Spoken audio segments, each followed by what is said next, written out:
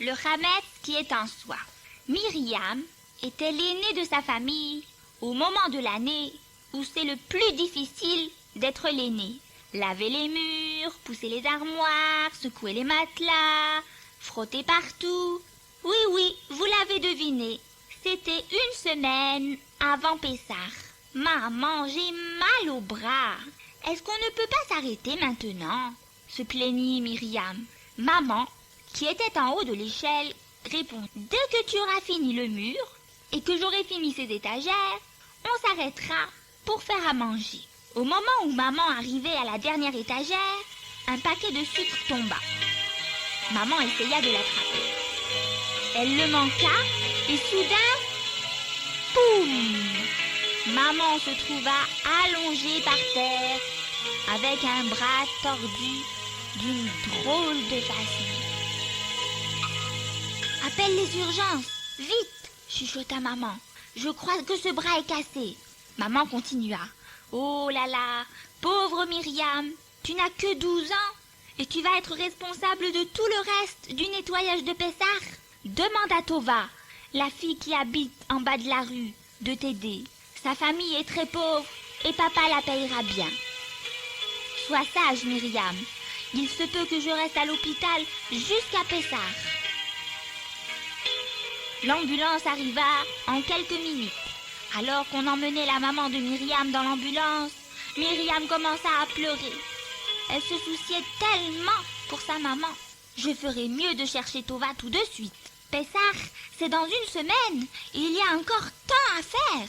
Tova fut contente de venir. Sa famille avait besoin de chaque centime. Il n'y avait pas de nouveaux habits de Yom Tov qui attendaient dans leur armoire. Ils ne pouvaient même pas acheter de la viande. La choule leur donnait du poulet. Peut-être y aurait-il assez d'argent pour acheter des fruits pour le dessert. Son père était malade depuis plusieurs mois et ne pouvait pas travailler. Depuis, la vie était devenue très difficile pour sa famille. Tova réfléchissait déjà à la façon dont elle dépenserait l'argent que le père de Myriam allait lui donner. D'abord, se dit-elle, j'achèterai une nouvelle robe pour maman. Et puis, si mon petit frère Shlomo prend l'afikoman, je lui achèterai un jouet. Peut-être aussi, j'achèterai des glaces Kasher le Pessah pour toute la famille, à Chol HaMoed. Que dois-je faire d'abord, Myriam? Demanda Tova. Myriam regarda la robe de la fille pauvre. Pourquoi faut-il que je travaille tellement? Pensa-t-elle. Mon père la paye. Elle répondit à voix haute. Écoute, tu vas en dessous du lavabo, tu pousses la cuisinière et tu nettoies là-bas. Moi, je vais laver au-dessus du lavabo. Tova travailla très dur pour nettoyer le dessous de la cuisinière. Myriam avait fini de nettoyer le dessus du lavabo depuis longtemps. Elle avait pris une pile de holamenu pour enlever le hametz, soi-disant. Mais elle les avait trouvés si intéressants qu'elle en oublia de vérifier s'il y avait des miettes dedans. Entre-temps, Tova avait frotté sous la cuisinière et derrière la cuisinière, et elle nettoyait le four avec du décapfou. « Est-ce que je dois faire le dessus du gaz aussi ?» demanda-t-elle. « Où veux-tu le faire ?»« Fais-le toi !» répondit reine Myriam, fille d'un père très riche. « Moi, je fais les holamenu. » Tova venait tous les jours.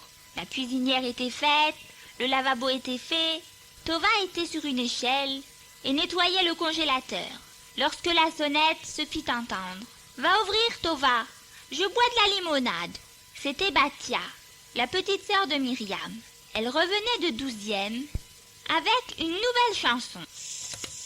Du matin au soir, on frotte, mais le plus difficile c'est d'enlever le hametz qui est en soi. Ma maîtresse m'a dit ce que signifie le hametz qui est en soi. Ce sont nos avérotes, nos fautes, en particulier la gava, l'orgueil, comme quand on dit « La l'air, ma robe est plus belle que la tienne ». Batia sortit jouer dans la cour et Myriam continua à lire, à vérifier les holamenu. Soudain, Myriam remarqua le courrier sur la table.